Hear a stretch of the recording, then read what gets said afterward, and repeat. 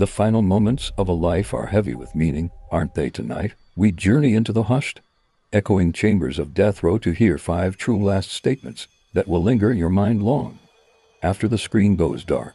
If you're drawn to the shadows where truth and tragedy meet, make sure to like, subscribe, and share your thoughts below.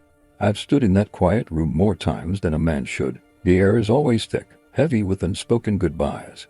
I remember James D. French. He was headed for the electric chair in Oklahoma, and his last request, "How's this for a headline? French fries." A grim joke in the face of the ultimate silence.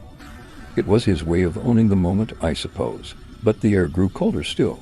The final one we'll share tonight is perhaps the most chilling of all, so stay with me.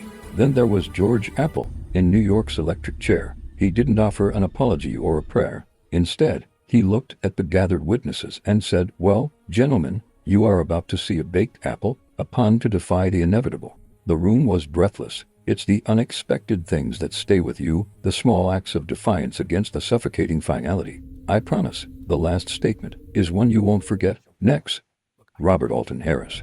In California's gas chamber, his final words were a quote from the movie Bill and Ted's Excellent Adventure. "You can be a king or a street sweeper, but everyone dances with the Grim Reaper."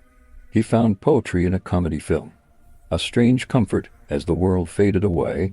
Each man faces his end differently, but the silence that follows is always the same. What comes next will redefine what you think of last words.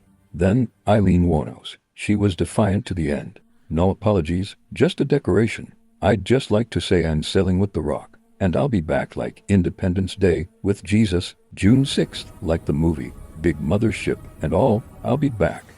Her words were a storm, a final, raging refusal to go quietly into the night.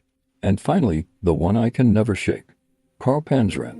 He was a man of immense cruelty, and his hatred burned until his very last breath.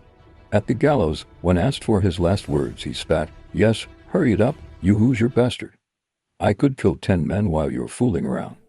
It wasn't defiance, it was pure, unadulterated venom. A chilling reminder that some shadows never fade.